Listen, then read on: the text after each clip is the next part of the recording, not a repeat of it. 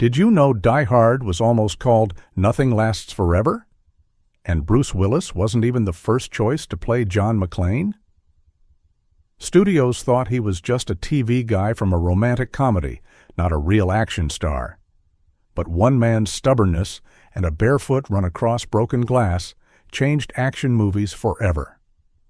Filmed in summer heat while pretending it was Christmas with real fear, fake blood, and a villain who loved classical music, this movie wasn't just explosive. It was full of secrets. It was made by a team who believed in an underdog story, both on screen and off. And that belief turned a risky script into a legend that still echoes in every action movie today. Let's dive in and discover 20 weird and amazing facts about Die Hard. Number 1. Bruce Willis wasn't wanted. Studios absolutely hated the idea of Bruce Willis as John McClane. They wanted muscle-bound stars like Arnold Schwarzenegger, Sylvester Stallone, or even Burt Reynolds. Willis was known only for the TV show Moonlighting, a light-hearted romantic comedy that made him famous for charm, not toughness. But producer Joel Silver believed McClane should feel human, not superhuman. He fought for Willis, saying, "This guy sweats, bleeds, and gets scared. That's the point." Willis took a huge pay cut, earning just $5 million instead of the 10+ his others demanded. On set, crew members whispered doubts. But when Willis ran barefoot over glass and bled for real, everyone fell silent. That pain wasn't fake. It was proof he was willing to suffer for the role. What looked like a gamble became a revolution, not a star, but a man who refused to quit. Number 2. The villain loved Beethoven.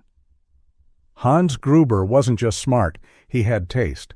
Alan Rickman, who played him, insisted his character listen to classical music to show his refinement and European sophistication.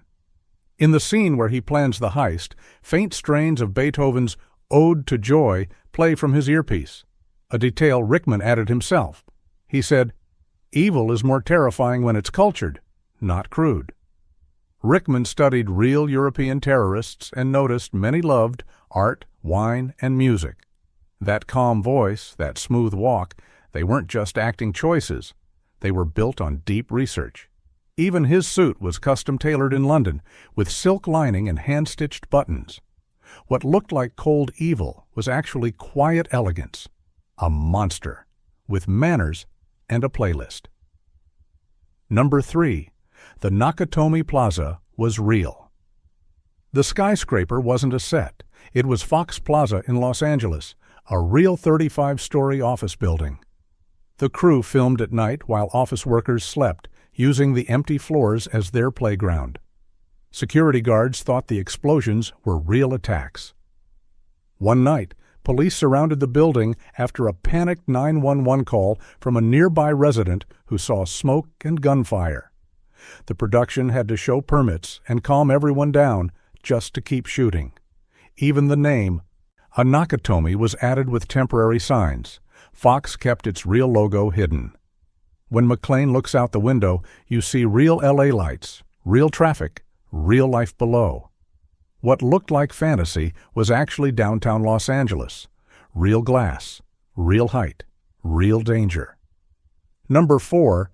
McClane was supposed to wear shoes. In the original script, John McClane never took off his shoes. He was a tough cop who powered through pain. But during filming, Bruce Willis complained his feet hurt from running in stiff dress shoes all day on concrete floors. Director John McTiernan thought for a moment and said, "Just take them off. It'll make him more vulnerable, more human." That small choice led to the famous barefoot scenes, including the brutal jump across broken glass. Willis cut his feet deeply and medics wrapped them between takes. But he refused to wear protective pads. He said, "If it doesn't hurt, it's not real." That pain made McClane relatable, not a superhero, just a man in socks and blood fighting for his family. Number 5. The Yippee-Ki-Yay was almost cut. That legendary line? Test audiences laughed, and not in a good way. They thought it was silly, out of place in a serious thriller about terrorism and survival.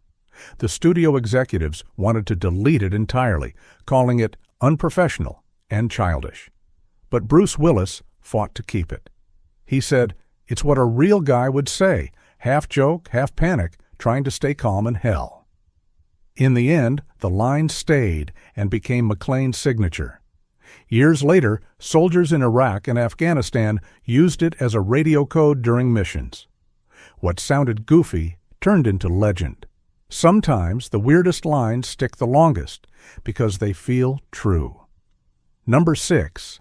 The explosions were too loud.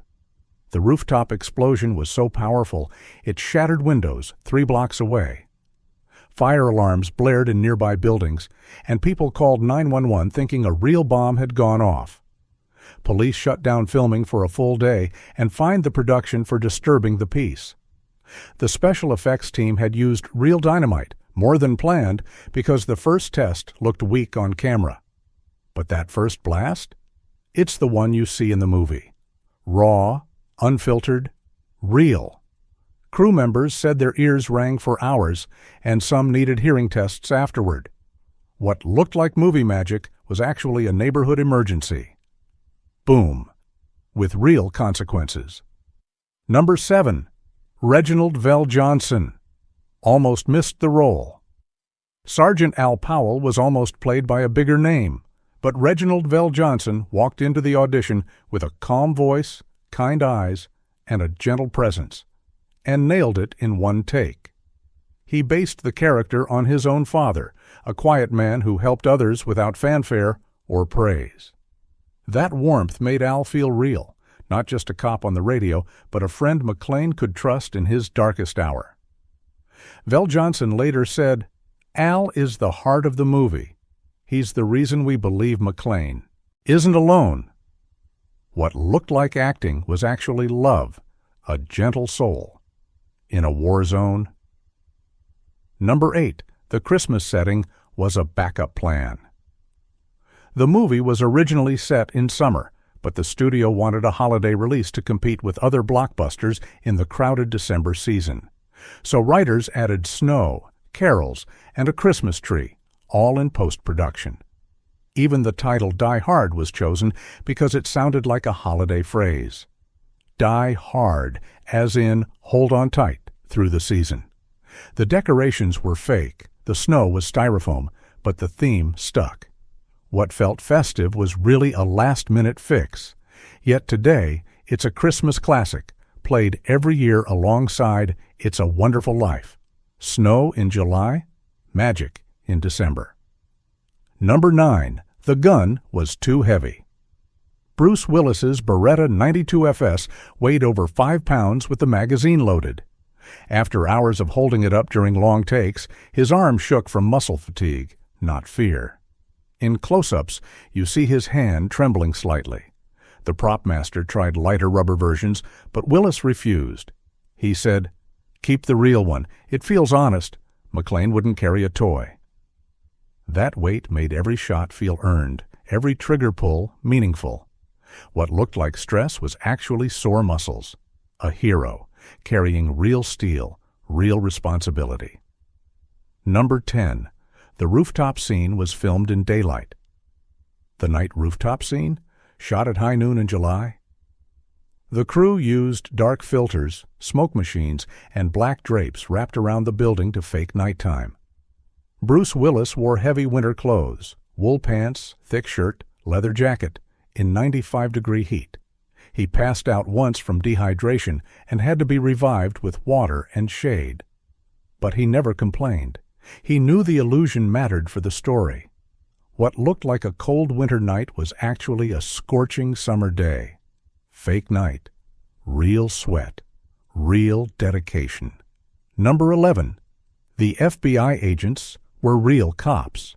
The 2 fake FBI agents, Johnson and Johnson, were played by actors who studied real federal agents for weeks. They learned how to walk, talk, hold coffee, and even adjust their earpieces like professionals. But here's the twist. During filming, 2 actual FBI agents visited the set unannounced. They watched quietly from the back, then told the director, "You got the posture, the tone, the confidence?" Right. The actors were so accurate, even real agents were fooled. Later, one of the Johnson actors said he still gets stopped at airports because people think he's undercover. That mix of truth and fiction made the villains feel dangerously real. It looked like acting, but it was careful study. Lies, dressed as truth. Number 12. The glass jump. Hurt for days. When McClane jumps onto the roof covered in broken glass, Bruce Willis didn't wear protective pads. He wanted it to feel real, for himself and the audience. He landed hard and cut his feet deeply on jagged shards. Medics wrapped them between takes, but he kept going. For weeks after filming, he walked with a limp and couldn't wear shoes comfortably.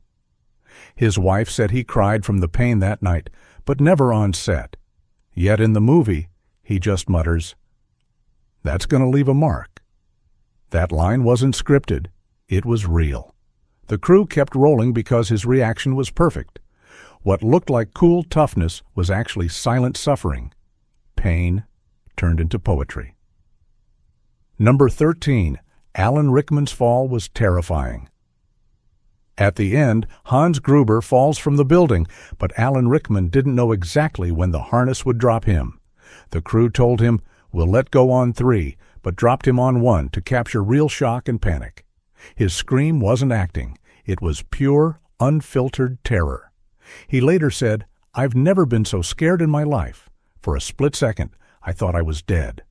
That raw fear is why the fall feels so brutal and final. Director John McTiernan kept the take because it was honest, human, and unforgettable. What looked like perfect timing was actually a surprise, even to the actor. A villain meeting gravity with a gasp. Number 14, the movie was based on a book nobody read. Die Hard came from a novel called Nothing Lasts Forever, a sequel to The Detective, which starred Frank Sinatra.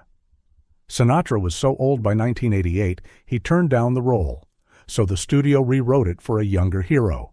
Most people had never heard of the book. It was out of print and forgotten. But screenwriter Jeb Stewart read it on a plane, loved the trapped-in-a-building idea, and turned it into something new. He added humor, vulnerability, Christmas, and a flawed hero. What felt original was actually a forgotten story, reborn with heart.